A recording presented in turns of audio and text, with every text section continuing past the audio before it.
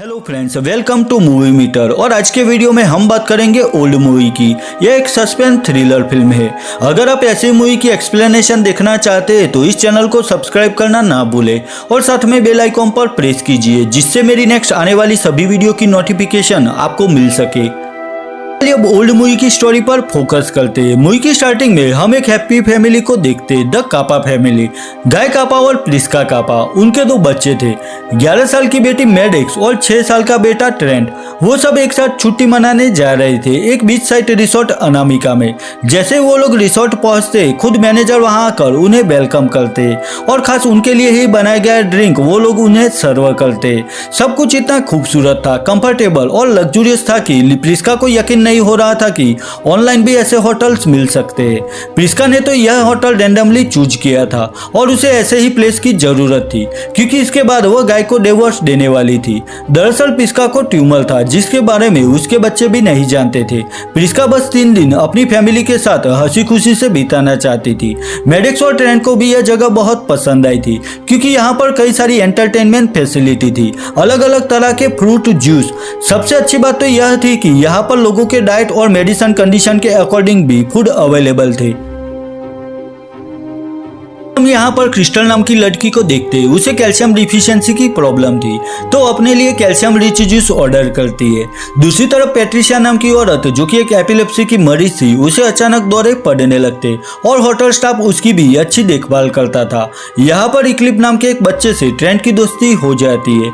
इक्लिप उस रिसोर्ट के मैनेजर का नेफ्यू था। ट्रेंट और इक्लिप पूरा दिन बीच पर काफी मस्ती करते। उनका अपना एक साइन लैंग्वेज भी बन जाता है, जिसे वो दोनों एक दूसरे को सीक्रेटली मैसेज करते। ऐसे ही एक दिन बीत जाता है। नेक्स्ट डे ब्रेकफास्ट के वक्त रिसोर्ट का मैनेजर उन्हें इन्फॉर्म करता है कि यहाँ पर पास में ही एक प्राइवेट बीच है और कुछ गिने चुने लोगों को ही वो ये ऑफर कर रहा था, और मैनेजर के ख्याल से कापा फैमिली को भी वहां पर जाना चाहिए। अब गाय और प्रिस्का बीच पर जाने के लिए रेडी हो जाते, मगर तभी हम इक्लिप को वहां पर देखते।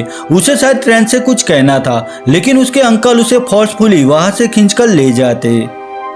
कुछ देर बाद हम एक वैन को देख पाते, जिसमें कापा फैमिली थी। उनके साथ एक और फैमिली भी थी, क्रिस्टल, उसका हस्बैंड चार्ल्स, उनकी बेटी कारा, चार्ल्स की मॉम एग्नेस और उनका डॉग। वो सब उस प्राइवेट बीच की ओर जा रहे थे। वैन का ड्राइवर उन्हें बीच के करीब छोड़ देता है। वहां से उन्हें बीच तक पैदल चलकर जाना होगा। रिसोर्ट की तरफ से दोनों फैमिली को बहुत सारी फूड आइटम दी गई थी, और वो फूड और सारा सामान भी उन्हें ही पिक करना होगा, क्योंकि वैन के ड्राइवर को बहुत जल्दी थी। वो उन्हें 5 बजे वापस लेने आएगा, इतना कहकर वहां से चला जाता है। अब सभी लोग उस बीच एरिया में एंटर होने लगते और वहां का नजारा देखकर सबके होश उड़ जाते। ऐसा लग रहा था मानो वो हेवन में पहुंच चुके थे। बच्चे भी काफी खुश थे। ट्रेंट, मैडेक्स और कारा तीनों एक साथ बीच पर खेलने लगते। तभी मैडेक्स को थोड़ी दूरी पर एक आदमी दिखाई देता है, जो कि एक फेमस रैपर था। उसका नाम सेडन था और मैडेक्स सेडन की बहुत बड़ी फैन थी। वो तो उसके पास जाकर उससे बात करना चाहती थी, लेकिन गाय उसे रोक लेता है।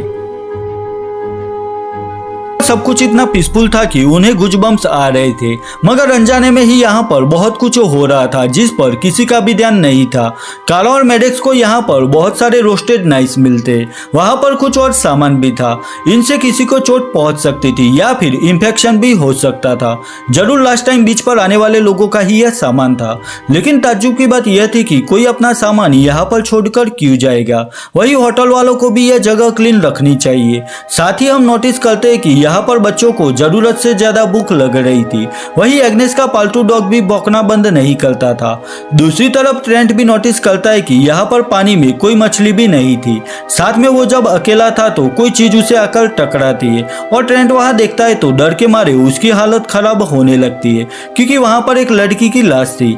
यहाँ सबको यही लगता था कि सेडन ने उस लड़की को मारा होगा, क्योंकि उनसे पहले से ही सेडन इस बीच पर था। उन्हें कहता है कि मुझे इसके बारे में कुछ भी पता नहीं है। यह लड़की उसके साथ आई हुई थी, पर वो स्विम करते हुए वहां से गायब हो गई थी। चार्ल्स को सेडन पर ही शक था, क्योंकि सेडन के नाक से खून बह रहा था, और जब सेडन उस लड़की को मार रहा होगा तभी चोट लगने की वजह से उसका खून निकल रहा होगा, ऐसा चार्ल्स का मानना था। चार्ल्स सेडन से कहता है कि तुमने रिसोर्ट में इस बारे में इन्फॉर्म क्यों नहीं किया। अब इस सवाल का जवाब उन्हें तभी मिल जाता है जब वो पुलिस को कॉल करने की कोशिश करते। वो कॉल नहीं कर पाते, क्योंकि यहाँ पर कोई नेटवर्क नहीं था।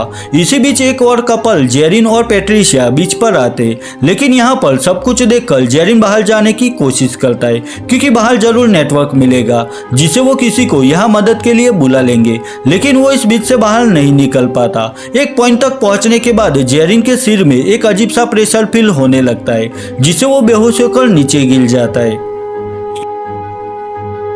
दूसरी तरफ चार्ल्स की मॉम एग्नेस की भी अचानक मौत हो जाती है। कोई समझ नहीं पा रहा था कि यहाँ पर क्या हो रहा था क्योंकि कुछ देर पहले एग्नेस बिल्कुल ठीक थी। सिर्फ 3 घंटे के अंदर बीच पर 2 लोग अचानक ही मारे गए थे और यह सब बच्चों के लिए शॉकिंग था। तो प्रिस्का बच्चों को संभालने के लिए जाती है पर उसे बीच पर बच्चे नहीं दिखाई देते। कुछ देर बाद फाइनली गाय और प्रिस्का के दोनों बच्चे वहां पर आते और उन्हें हक करते, लेकिन अपने बच्चों को देखकर प्रिस्का चौंक जाती है। कुछ देर पहले मैडेक्स प्रिस्का से कह रही थी कि मेरा स्विम सूट टाइट हो रहा है, जिसका कारण अभी प्रिस्का समझ पाती है क्योंकि अब उसके दोनों बच्चे बड़े हो चुके थे, दोनों ही अभी टीनेजर्स थे। वहीं दूसरी तरफ चार्ल्स और क्रिस्टल की बेटी कारा की हालत भी ऑलमोस्ट सेम थी। वो 6 साल की बच्ची अब करीब 12 साल की हो चुकी थी। उसका बायोलॉजिकल ग्रोथ इतनी तेजी से हो रहा था कि वो लोग इमोशनली कैचअप ही नहीं कर पा रहे थे। चार्ल्स एक सर्जन था और वो उन्हें एग्जामिन करने लगता है। उसे लगता था कि सभी बच्चे वहां पर किसी वायरस का शिकार बन चुके थे।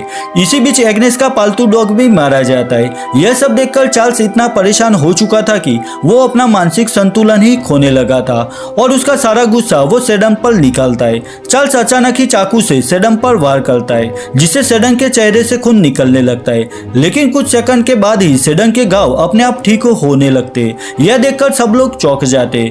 अब उन्हें किसी भी तरह इस बीच से बाहर निकलना था। सभी बीच से बाहर निकलने के लिए अलग अलग रास्ते से कोशिश करते, लेकिन कोई भी सक्सेसफुल नहीं हो पाता। जो भी वहां से बाहर जाने की कोशिश करता था वो बेहोश होकर नीचे गिरता था। अब सिर्फ एक ही रास्ता था, उन्हें तैरकर रिसोर्ट तक पहुंचना होगा, लेकिन कोई नहीं जानता था कि रिसोर्ट यहाँ से कितना दूर है। पानी के तेज बहाव में स्विम करने का रिस्क कोई नहीं लेना चाहता था। सेडन भी कहता है कि उसे पहले से ही पता चल चुका था कि यहाँ पर कुछ गड़बड़ है, लेकिन वो कहता तो कोई उस पर यकीन नहीं करता। यही सोच रहे थे कि अब क्या किया जाए, तभी प्रिस्का अचानक बेहोश हो जाती है क्योंकि उसके पेट में ट्यूमर अब बड़ा हो चुका था, ऑलमोस्ट वाटरमेलन की साइज जितना, लेकिन कल तक यह ट्यूमर सिर्फ 3 सेंटीमीटर का ही था। चार्ल्स और जेरिन प्रिस्का की हालत देखकर गाय से कहते हैं कि तुम्हें अभी एक डिसीजन लेना होगा क्योंकि अभी प्रिस्का के पेट से वह ट्यूमर बाहर नहीं निकाला गया तो वो मारी जाएगी। तो गाय चार्ल्स को परमिशन दे देता है। अब चार्ल्स चाकू से ऑपरेशन शुरू करता है, लेकिन जब चार्ल्स चाकू से प्रिस्का की स्किन काटने लगता है तब स्किन वापस जुड़ने लगती है और यह सब बीच की असर से ही हो रहा था। अब चार्ल्स फिर से स्किन काटता है और यहाँ सब लोग प्रिस्का की कटी स्किन खींचते और उसे पकड़कर रखते। जब चार्ल्स ट्यूमर को बाहर निकाल लेता है तब बाकी सब स्किन छोड़ देते जिससे वो वापस जुड़ जाती है। वेल यह ऑपरेशन सक्सेस हो गया था। प्रिस्का का सेंस भी लौट आता है और उसका घाव भी अब बढ़ चुका था और वो बेटर फील करने लगी थी। तरफ सेडन की नजर उस लड़की की लाश पर जाती है जो उसके साथ बीच पर आई थी। वो देखता है कि उस लड़की की लाश से सारा फ्लैश गायब हो चुका था, जो नेचुरली होने में कम से कम 7 साल का वक्त लगता है, लेकिन बीच पर उन्हें आए हुए अभी सिर्फ 3 घंटे ही हुए थे। यह लाश इतनी जल्दी डिकम्पोज कैसे हो सकती है? उन्हें समझने में देर जरूर लगी, पर वो लोग फाइनली यह समझ पाते हैं कि यह सारा मामला वक्त का है। यहाँ पर आधा घंटा करीब 1 साल का इक्वल है, मतलब एक दिन में वो लोग ऑलमोस्ट 50 साल जी रहे थे। शायद बीच पर हवा और जमीन में कुछ ऐसे केमिकल्स थे या फिर ग्रेविटी यहाँ पर अलग तरीके से इफेक्ट करती थी जिससे यह सब हो रहा था। बच्चे बड़े हो रहे थे और उनका ग्रोथ भी जल्दी हो रहा था। वही बाकी सबकी उम्र भी बढ़ रही थी। सबके चेहरे पर रिंकल्स आ चुके थे। उनके हेयर और नेल्स डेड सेल्स से बने हुए थे, इसलिए उस पर कोई असर नहीं हो रहा था, मगर उनके लिविंग सेल्स पर असर जरूर हो रहा था। शायद इसीलिए वो सब यहाँ से नहीं निकल पा रहे क्योंकि सिर्फ इस जगह पर उनकी लाइफ सर्कल तेजी से चल रही थी। तो जब वो लोग इस बीच को पार करने की कोशिश कर रहे हैं तो उनका बायोलॉजिकल प्रोसेस भी स्लो डाउन हो रहा है, लेकिन यह सब एक ही झटके में हो रहा था, इसीलिए उन्हें वहां पर इतना प्रेशर फील हो रहा था। वही चार्ल्स भी अजीब बिहेव करने लगा था। वो बेमतलब की बातें कर रहा था। कभी उसे लग रहा था कि सेडन उसे मारना चाहता है, तो कभी लगता है कि जेरिन उसका वॉलेट चुराना चाहता है। वहां पर सभी खुद से ज्यादा अपने बच्चों को लेकर टेंशन फील कर रहे थे। वहां पर कारा भी ऐसे खाना खा रही थी कि जैसे कई साल से वो भूखी हो। कारा और ट्रेंट कुछ देर के लिए अकेले थे और जब हम कारा की ओर देखते हैं तो हमें पता चलता है कि कारा प्रेग्नेंट थी। यह बच्चा ट्रेंट का था और खेल खेल में ही उनसे गलती हो चुकी थी। असल में वो दोनों अपने शरीर में हो रहे चेंज को समझ नहीं पाते और उनके बीच जो कुछ भी हुआ वो अनजाने में ही हो गया था। पर अब क्या होगा? जितनी जल्दी से कारा का पेट फूल रहा था उसे देखकर जेरिन कहता है कि हमें कारा को डिलीवरी के लिए रेडी करना होगा क्योंकि वक्त कम था। और यहाँ पर इमीडिएटली कारा का लेबर पेन भी शुरू हो जाता है। वहाँ पर वो एक बच्चे को भी जन्म देती है, लेकिन उस बच्चे का ग्रोथ इतनी स्पीड से हो रहा था कि उसे खिलाने का वक्त भी नहीं मिल पाता और वो बेचारा भूखे पेट ही मारा जाता है। सिचुएशन भी हाथ से बाहर निकलने लगी थी और सभी लोग बूढ़े हो रहे थे। क्रिस्टल जो कि एक खूबसूरत लेडी थी, उसका चेहरा भी रिंकल से बल चुका था और मेकअप में वो डरावनी भी लग रही थी। लेकिन सबसे खराब हालत चार्ल्स की थी। वो पागलों जैसा बिहेव कर रहा था और इसी पागलपन में वो सेडान पर हमला करता है और चाकू से बैक टू बैक वार करके उसे मार देता है। यह देखकर सब लोग डर जाते। तब फाइनली जेरिन तय करता है कि वो रिस्क लेगा और तैरकर रिसोर्ट तक पहुंचने की कोशिश करेगा। पैट्रिशिया भी अब तक ठीक थी और उसे कोई दौरा नहीं पड़ा था, लेकिन उसे भी किसी भी वक्त मेडिसिन की जरूर पड़ सकती थी। जेरिन पानी में आगे बढ़ने लगता है। वही बाकी सब भी डिस्कस करने लगते हैं कि आखिर उनके साथ यह सब क्या हो रहा था और बहुत सारे डिस्कशन के बाद उन्हें क्लू मिलता है। उन्हें पता चलता है कि यहाँ पर आई सभी फैमिली में कोई ना कोई बीमार था। जैसे चार्ल्स की फैमिली में सब लोग जानते थे कि चार्ल्स मेंटली अनस्टेबल है। उसकी वाइफ क्रिस्टल को भी कैल्शियम डिफिशियंसी की प्रॉब्लम थी। पैट्रिशिया भी बीमार थी और प्रिस्का के ट्यूमर के बारे में भी सब लोग जानते थे। उधर सेडन भी बीमार था और उसे ब्लड क्लोटिंग की प्रॉब्लम थी और उसके साथ जो लड़की आई थी वो भी बीमार थी। जरूर कोई रीजन था इन बीमार लोगों को एक साथ इस बीच पर भेजने का। डेल चूजन। अब गाय को याद आता है कि इस होटल में आने के बाद उसने एक कैटलॉग देखा था जिस पर लिखा था warden and warden pharmaceutical company इस रिसोर्ट की शेयर होल्डर थी। प्रिस्का को भी इस रिसोर्ट के बारे में पता एक एडवर्टाइजमेंट से चला था जो उसकी प्रिस्क्रिप्शन के नीचे डिस्प्ले हो रहा था और क्यूरियोसिटी के खातिर उसने इस रिसोर्ट की साइट को विजिट किया। तब से यह लोग उसे मेल भेजने लगे और फाइनली प्रिस्का अपनी फैमिली के साथ इस रिसोर्ट पर आ गई। यानी कि इन सबके पीछे रिसोर्ट वाले ही जिम्मेदार थे। उन लोगों ने सबका पासपोर्ट अपने पास रख लिया था। ट्रांसपोर्ट से लेकर फ्लाइट तक सब कुछ उन लोगों ने ही ऑर्गेनाइज किया था। यानी कि वो लोग इजीली इन लोगों का एग्जिस्टेंस मिटा सकते थे और ये साबित कर सकते थे कि यह लोग कभी यहाँ पर नहीं आए थे। सिचुएशन बहुत ही क्रिटिकल हो चुकी थी। अब कुछ देर बाद उन्हें जेरिन की लाश भी मिलती है। मतलब अब कोई रास्ता नहीं बचा था। कारा भी यह सब सहन नहीं कर पा रही थी कि कुछ घंटों के अंदर उसके साथ इतना कुछ हो गया था। उसका 6 साल का दिमाग यह सब हैंडल नहीं कर पा रहा था। वो एक क्लिप से ऊपर चढ़ने लगती है और अगर वो ऊपर तक पहुंच गई तो शायद सब लोग बच पाएंगे, लेकिन थोड़ा ऊपर जाने पर वो बेहोश होकर नीचे गिरती है जिससे उसकी मौत हो जाती है। वहीं दूसरी तरफ पैट्रिशिया को भी दौरे पड़ने लगते जिससे वो भी अपना दम तोड़ देती है। अब बचे थे कापा फैमिली और क्रिस्टल और चार्ल्स, लेकिन उनकी हालत भी बदतर होने लगी थी। शाम ढलने के साथ साथ हम देखते हैं कि गाय का विजन भी ब्लर हो चुका था। प्रिस्का भी एक कान से डिप हो चुकी थी और क्रिस्टल तो किसी के सामने ही आना नहीं चाहती थी क्योंकि वो बहुत ही ज्यादा बदसूरत हो चुकी थी। वेल यह सब होने के बाद गाय और प्रिस्का अपने सभी मनमुटाव भुलाकर एक दूसरे के करीब आ चुके थे। मेडेक्स और ट्रेंट भी वहां कागज ढूंढने लगते जिससे वो अपने पेरेंट्स के लिए आग जला सके। तभी उन्हें वहां पर एक डायरी मिलती है जो शायद उनसे पहले आए लोगों में से किसी विक्टिम की थी। उस आदमी को भी जरूर इस बीच की मिस्ट्री के बारे में भनक लगी होगी। मेडेक्स को डायरी में बहुत सारे लोगों के नाम और कुछ डिटेल मिल जाती है जो शायद इस डायरी के ओनर के साथ ही यहाँ पर आए होंगे। तभी ट्रेंट को दूर एक चीज दिखाई देती है जो कि साइन कर रही थी, जो कि कोई कैमरा भी हो सकता था, यानी कि कोई उन पर नजर रख रहा था। ट्रेंट को एक आइडिया आता है कि अगर वो एक मेटल कवर बना ले तो वो यहाँ से निकल सकते थे, उन पर असर कम होगा। मगर ऐसा मेटल कवर वो लोग कैसे बनाएंगे? दूसरी तरफ चार्ल्स भी अपना दिमागी संतुलन खो चुका था और वो चाकू से गाय पर हमला करता है। वो पूरी तरह से पागल हो चुका था।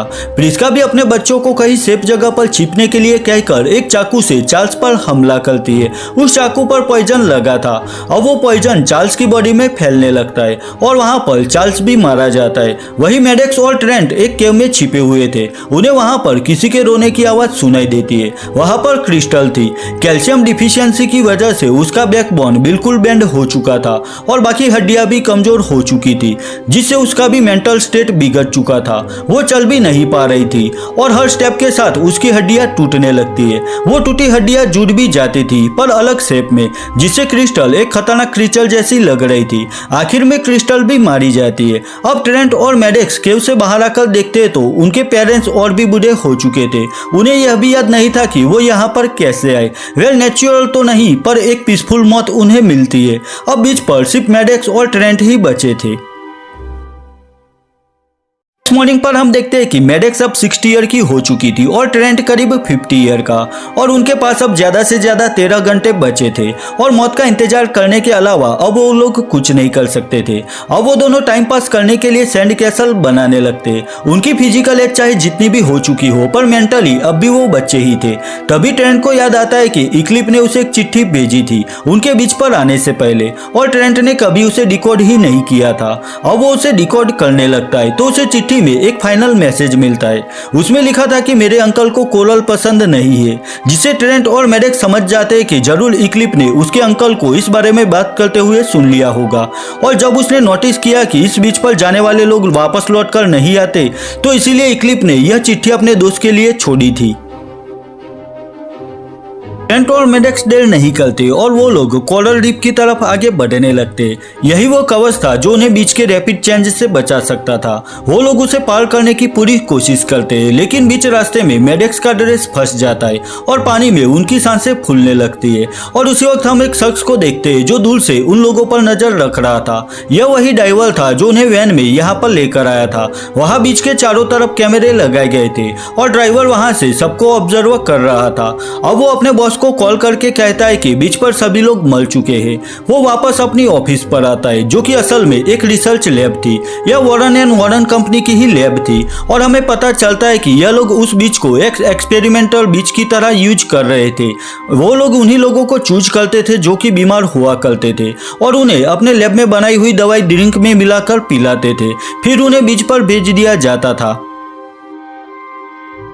वो लोग यह टेस्ट करना चाहते थे कि उनकी दवाई सही काम कर रही है या नहीं, और बीच पर टाइम भी जल्दी बीतता था तो उन्हें दवाई का रिजल्ट भी जल्दी मिलता था, तो उन्हें सालों तक वेट करना नहीं पड़ता था। उनके हिसाब से भले ही इसमें कुछ लोगों की जान चली जाए, क्योंकि लाखों लोगों की भलाई के सामने यह सेक्रीफाइस कुछ भी नहीं था।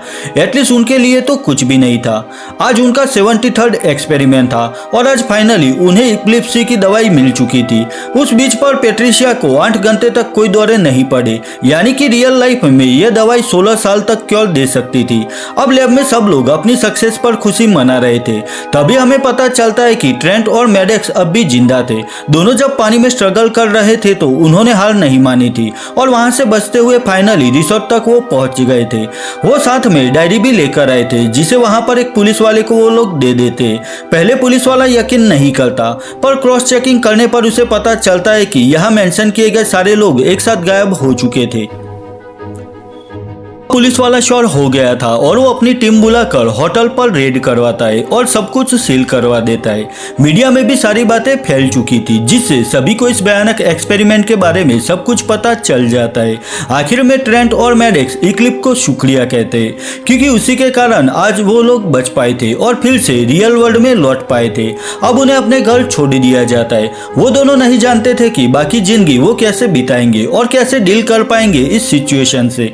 वेल अब उन्होंने इतना कुछ उस बीच पर सह लिया था तो अब उन्हें कुछ भी मुश्किल नहीं लग रहा था। वेल यहाँ पर उस मिस्टीरियस बीच के बारे में और डिटेल नहीं दी गई। शायद यह भी मदर नेचर के हजारों राज के बीच एक राज था और बस यहीं पर ओल्ड मूवी खत्म हो जाती है। ईयर 2021 में रिलीज हुई ओल्ड मूवी को IMDb पर 5.9 आउट ऑफ 10 स्कोर मिला है। वहीं रोटन टोमेटो पर इसे 50% एंड ऑडियंस स्कोर 53% मिला है। अगर यह वीडियो आपको अच्छी लगी है तो इसे लाइक और शेयर कीजिए, और मेरे लिए कोई भी सजेशन है तो मुझे कमेंट सेक्शन में कमेंट करके बताइए। तो मिलता हूँ अपनी नेक्स्ट वीडियो में, तब तक के लिए बाय बाय।